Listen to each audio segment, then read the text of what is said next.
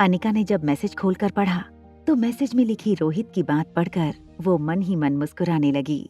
Back seat पर बैठी अनिका सोने की कोशिश कर रही थी कि अचानक उसका फोन वाइब्रेट होने लगा। जब उसने फोन निकाल कर देखा तो रोहित का मैसेज उसकी स्क्रीन पर फ्लैश हो रहा था। रोहित ने मैसेज में लिखा था, आखिर तुम मुझसे शर्मा क्यों रही थी आज? ये मैसेज पढ़ते ही अनिका के चेहरे पर हल्की सी मुस्कान आ गई। अनिका ने रोहित मारवा को सामने मैसेज भेज दिया, बिल्कुल नहीं, मैं क्यों शर्माऊंगी। मैसेज में रोहित मारवा ने लिखा था, मुझे सिर्फ एक सवाल का जवाब दो, why are you so much interested in my son? अगर तुम मेरे बेटे को इतना ही चाहती हो तो बिना पैसे के उसे पाने का एक सोल्यूशन है मेरे पास। ये मैसेज भेजते ही फिर से कुछ ही सेकंड में रोहित ने एक दूसरा मैसेज भेज दिया, क्या आप मेरे बेटे की माँ बनने के बारे में सोच रही हैं?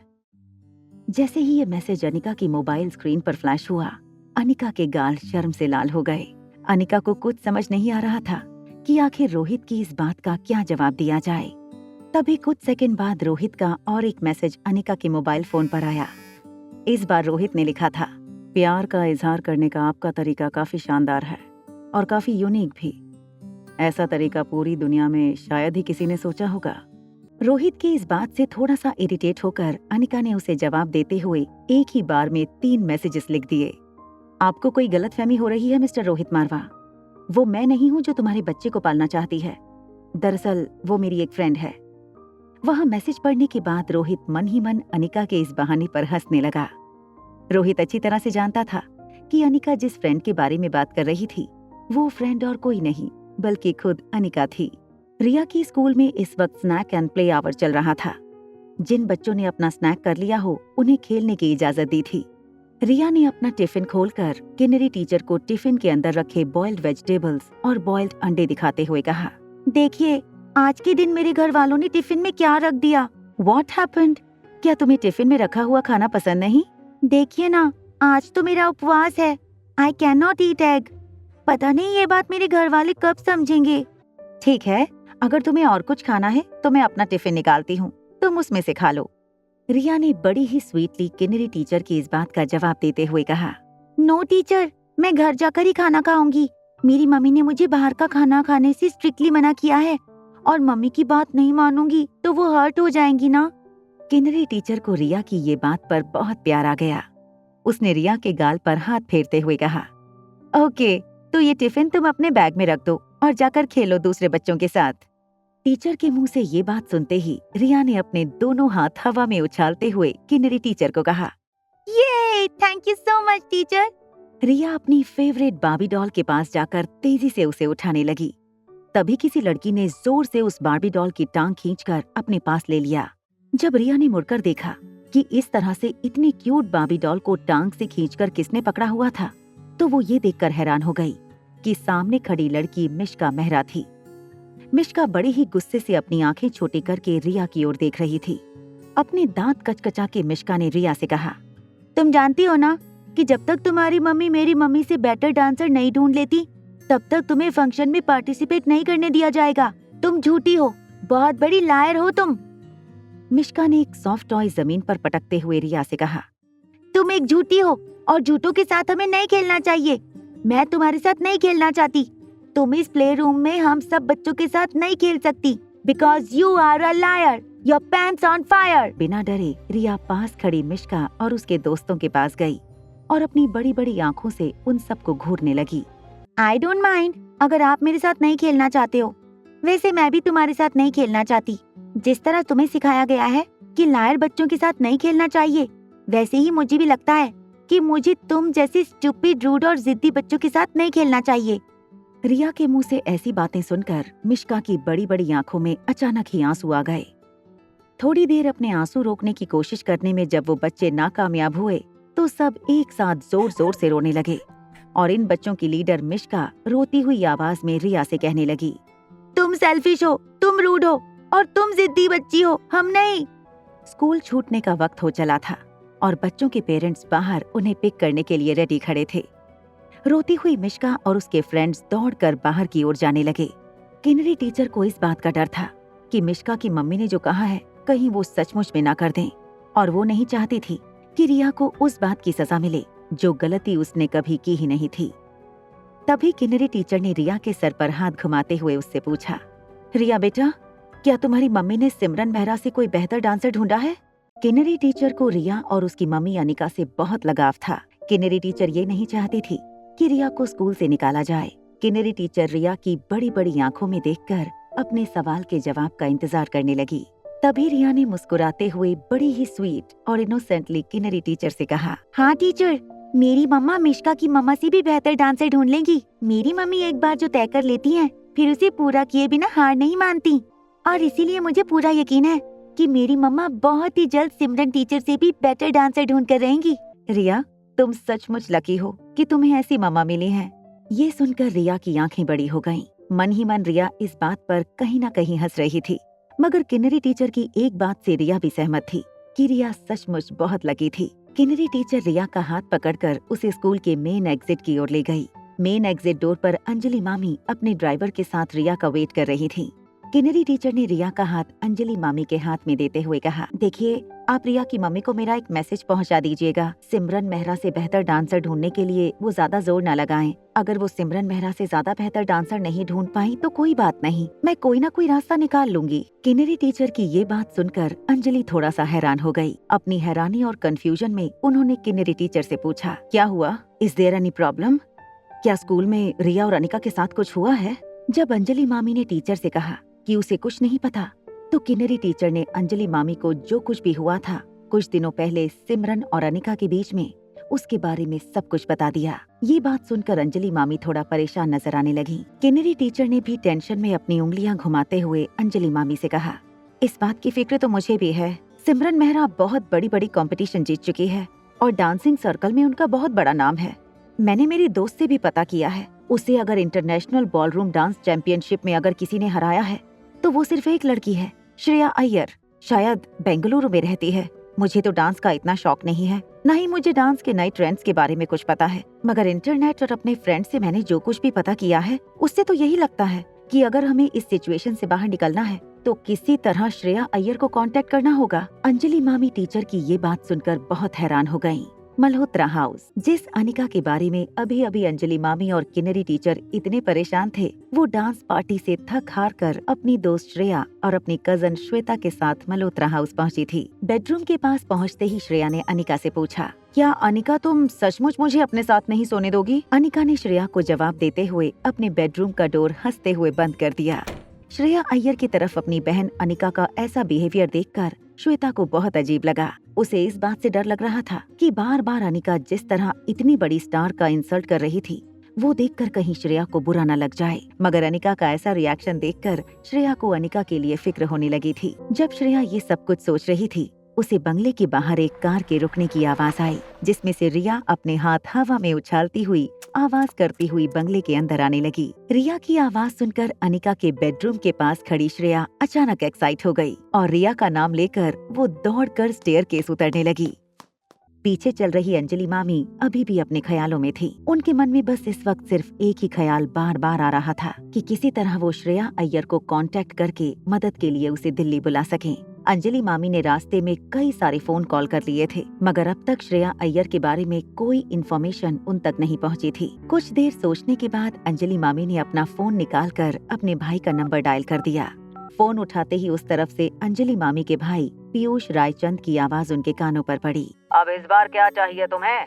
अंजलि मामी ने बिना भाई के हालचाल पूछे बस दबी सी आवाज में अपने भाई के पूछे हुए सवाल का जवाब देते हुए कहा, भैया, क्या आप मेरा कांटेक्ट श्रेया अय्यर के साथ करवा सकते हो? वो एक बहुत बड़ी डांसिंग सुपरस्टार है। जब अंजलि मामी अपने भाई के साथ फोन पर बात कर रही थी, तब उनकी नजर उन्हीं के बंगले में खड़ी एक अनजान लड़की पर पड़ी। वो लड़की रिया के साथ एक्साइट होकर बातें कर रही थी। रिया और वो अनजान लड़की एक दूसरे के साथ काफी खुश लग रहे थे। तभी वहाँ फोन अंजलि के भाई के हाथ से अंजलि मामी की भाभी मीनाक्षी ने फोन छीन लिया था। मीनाक्षी रायचंद ने अंजलि मामी से फोन पर ऊंची आवाज में बात करते हुए कहा, किससे बात करना चाहती हो तुम? ये क्या मजाक है? अंजलि, तुम माँ बेटी ने हमारे खानदान की इज्जत मिट्टी में मिलाने का फैसला कर लिया है क्या? ये लड़की श्रेया भले ही तुम्हारे साथ तुम्हारे घर पर रह रही हो, इसका मतलब ये नहीं कि तुम माँ बेटी सबके सामने हमारे परिवार का मजाक उड़ाती फिरो। अंजलि मामी की बेइज्जती करने के बाद तुरंत ही मीनाक्षी ने फोन काट दिया। श्रेया अय्यर, जो पास खड़ी अंजलि मामी की सारी बातें सुन रही थी, वो मुस्कुराते हुए अंजलि मामी के पास आई और उनके पांव छूकर श्रेया ने उनसे कहा, आप जरूर अंजलि मामी होंगी जिनकी तारीफ अभी अभी मैंने रास्ते में बहुत सुनी है। आप अनिका की माँ जैसी हैं तो मेरी भी माँ जैसी हुई। और एक बात आंटी, मैं आपसे कह दूं, मेरा फोन नंबर ढूंढने के लिए आपको किसी को कांटेक्ट करने की जरूरत नहीं है। श्रेया अय्यर के मुंह से ये बात सुनकर अंजलि मामी हैरान हो गई थी। श्रेया ने अंजलि मामी का हाथ पकड़ते हुए उनसे पूछा, मामी इफ यू डोंट माइंड, मैं जब तक दिल्ली में हूँ क्या मैं आपके साथ आपके घर में रह सकती हूँ? इस तरह मुझे अनिका के साथ वक्त गुजारने का मौका मिल जाएगा और मेरी नई बेस्ट फ्रेंड यानी कि आपकी बेटी श्वेता से जान पहचान बढ़ाने का भी मौका मिल जाएगा। इतनी सिंपल सी दिखने वाली लड़की की इतने बड़े बड़े लोगों से फ्रेंडशिप कैसे हो सकती थी? ये बात अंजलि मामी समझ नहीं पा रही थी, मगर अंजलि मामी इस बात से जरूर खुश थी कि जब श्रेया अय्यर खुद ही अनिका की बेस्ट फ्रेंड थी, तब तो सिमरन मेहरा को जरूर सबक सिखाने में श्रेया अनिका की मदद करेगी। ऊपर अनिका के बेडरूम में श्रेया अय्यर ने रिया को जोर से हवा में उछालकर उसका कैच किया। रिया जोर जोर से हंसने लगी और श्रेया से कहने लगी, ये वंस मोर श्रेया मासी, वंस मोर। श्रेया ने फिर से एक बार उसे हवा में उछालकर पकड़ लिया। रिया को जोर से हक करते हुए श्रेया ने कहा, मासी नहीं, तुम मुझे अपनी छोटी मम्मी कहो। पास ही बेड पर लेटी अनिका ने एक पिलो अपने कान पर रखते हुए बेडरूम में मौजूद बाकी लड़कियों से कहा, तुम लोग बहुत शोर मचा रही हो, मुझे अब सोना है। क्या तुम किसी इंसान को आराम करने में उसकी मदद नहीं कर सकते? थोड़ा सा कम शोर और हल्ला गुल्ला मचाकर। अगर तुम लोगों को खेलना ही है तो प्लीज बेडरूम के बाहर जाकर खेलो। और रिया, तुम भी एक बात समझ लो, कल सुबह तुम्हें स्कूल भी जाना है। अनिका की ये टॉन्ट सुनकर श्रेया ने रिया से कहा, रिया जरा अपनी मम्मा से कह दो कि अब तुम्हारी छोटी मम्मी यहाँ आ गई है, इसलिए वो जी भर के सो सकती हैं। ये कहते हुए श्रेया ने फिर से रिया को अपनी बाहों में उठा लिया और रिया से कहा, चलो आज रात तुम्हें अपनी छोटी मम्मी के साथ ही सोना है ताकि कल सुबह मैं तुम्हें तैयार करके स्कूल ड्रॉप कर सकूं। श्वेता ने श्रेया अय्यर से कहा, दीदी आप एक काम कीजिए, आप सामने वाले कमरे में रिया के साथ सो जाइए। अनिका को गुड नाइट और गुड बाय कहते हुए श्वेता, श्रेया और रिया वहां से चले गए। वैसे तो जब भी अनिका रिया को स्कूल ले जाती, वो उसे ठीक 7:30 बजे जगा देती। रिया को स्कूल छोड़ने के बाद तुरंत घर पर आकर फिर से सो जाती थी, मगर श्रेया सुबह ठीक 6 बजे जाग गई। फिर पहले खुद शावर लेकर तैयार हुई, फिर उसने रिया को जगाकर उसे शावर में भेजा। जब रिया शावर लेने लगी, तब श्रेया ने अपने चेहरे पर हल्का सा मेकअप लगाया और एक बहुत ही स्टाइलिश सनग्लासेस पहनकर फिर प्रॉपरली ड्रेसअप होकर वो रिया को स्कूल छोड़ने गई। जब वो स्कूल के गेट पर पहुंचे, ठीक उसी वक्त सिमरन मेहरा और मिश्का मेहरा गेट की ओर अपनी कार से उतरकर आगे बढ़ रहे थे। मिश्का रिया को देखकर जोर जोर से चिल्लाने लगी, A liar is not allowed to go in the school।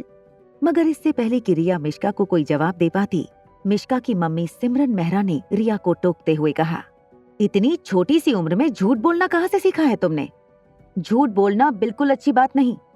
हो सकता है तुम्हारी वजह से स्कूल में आने वाले बाकी बच्चे भी तुम्हारी तरह ही झूठ बोलना सीख लें, इसलिए तुम्हें पनिशमेंट मिलनी जरूरी है।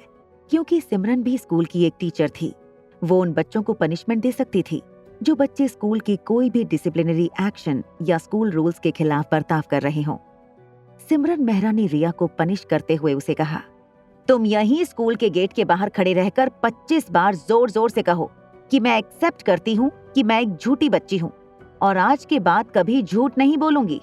फिर अपनी आवाज बढ़ाते हुए सिमरन मेहरा ने रिया से कहा, come on now, go at the gate. Gate के पास खड़ी किन्नरी टीचर के लिए सिमरन मेहरा का ये बर्ताव अब बर्दाश्त के बाहर हो गया था। रिया और सिमरन के बीच में आकर किन्नरी टीचर ने सिमरन मेहरा से कहा, देखिए मिसेस मेहरा, ऐसी पनिशमेंट बच्चों को देना ठीक नहीं है, स्पेशली इस वक्त जब सभी बच्चों के माँ बाप उन्हें स्कूल छोड़ने आ रहे हैं। इससे बच्ची के छोटे से मन पर क्या असर पड़ेगा? देखिए मिसेस मेहरा, हमें बात को इतनी दूर नहीं ले जानी चाहिए। आप बेवजह ही रिया पर उसकी माँ का गुस्सा उतार रहे हैं। उस दिन जब आपने रिया से कह दिया कि वो डांस करने के लायक नहीं है, तो रिया की माँ को भी ऐसा लगा कि आप शायद बच्ची के साथ थोड़ी ज्यादती कर रही हैं। इसीलिए उन्होंने कहने के लिए बस कह दिया कि वो आपसे बेहतर डांसर ढूंढ के लाएंगी। देखो टीचर, अब एक बात बोलती है तो उसे निभाने में ही असली कैरेक्टर की पहचान होती है। हम बच्चों को ये तो नहीं सिखा सकते ना, किसी को नीचा दिखाने के लिए कभी भी कुछ भी कह दो और फिर उस बात को पूरा ना करो। सिमरन मेहरा रिया की ओर देखकर फिर से रिया को एक फेक स्वीटनेस दिखाते हुए कहने लगी, देखो बेटा, तुमने और तुम्हारी मम्मी ने जो प्रॉमिस सबके सामने दी थी, उससे तुम्हारी मम्मी और तुम पूरा नहीं कर पाए हो, इसीलिए तुम्हें ये पनिशमेंट मिल रही है।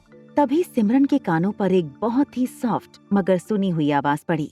सिमरन मेहरा, लगता है इतने सालों में तुम लोगों के साथ किस तरह पेश आना है, खासकर बच्चों के साथ, सब कुछ भूल चुकी हो। क्या तुम फिर से सीखना चाहोगी? सिमरन मेहरा को यकीन नहीं हो रहा था कि उसके सामने जो लड़की खड़ी थी वो डांसिंग सुपरस्टार श्रेया अय्यर थी। श्रेया ने दूर से ही अपने सनग्लासेस फिर से अपने सर पर चढ़ाते हुए सिमरन मेहरा से कहा, कुछ सालों पहले तुम एक बहुत ही घटिया डांसर थी, मगर अब तुम्हें देखकर मुझे लगता है कि तुम्हारी आंखों की रोशनी भी तुम्हारी डांस की तरह बहुत कमजोर हो गई है। तुम देख नहीं पा रही हो और ना ही जज कर पा रही हो। रिया के बॉडी मूवमेंट्स, उसका फिजिक और उसकी फ्लेक्सिबिलिटी एक डांसर के लिए एक बहुत बड़ा एसेट साबित हो सकती है। श्रेया को इस तरह अपने सामने खड़ा देखकर सिमरन मेहरा अपने मन में कुछ साल पहले हुई श्रेया और सिमरन के बीच में हुई कंपटीशन की रात को हुई बात याद करने लगी। इतने सालों में श्रेया डांसिंग की उस बुलंदी तक पहुंच गई थी जहां सिमरन उससे कभी नहीं मिलने वाली थी। जब सिमरन को समझ नहीं आया कि वो श्रेया को कैसे फेस करे, तो सिमरन ने अपनी बेटी मिश्का का हाथ किन्नरी टीचर के हाथ में दिया और बिना कुछ बोले मुड़कर अपनी गाड़ी की ओर तेजी से जाने लगी। किन्नरी टीचर इस बात से बेहद खुश हो गई थी कि आखिरकार अनिका ने सिमरन मेहरा से बेहतर डांसर और ट्रेनर ढूंढ लिया था। रिया को किन्नरी टीचर के पास छोड़ते हुए श्रेया फिर से गाड़ी में जाकर बैठने लगी। तभी उसने देखा कि सामने की कार में बैठी सिमरन मेहरा ने जैसे ही श्रेया को देखा, उसने गाड़ी का शीशा चढ़ा लिया। कार के अंदर बैठी हुई सिमरन मेहरा ने अभी अभी अपने मोबाइल पर एक वीडियो रिकॉर्ड किया था। वीडियो सेव करते हुए सिमरन मेहरा ने अपने ड्राइवर से कहा, साहब के ऑफिस ले चलो। आगे की कहानी जानने के लिए देखें अगला एपिसोड सिर्फ पॉकेट एफएम के यूट्यूब चैनल पर। और एक लड़की को देखा तो के सारे एपिसोड को सुनने के लिए डिस्क्रिप्शन में दी गई लिंक से डाउनलोड करें पॉकेट एफएम ऐप।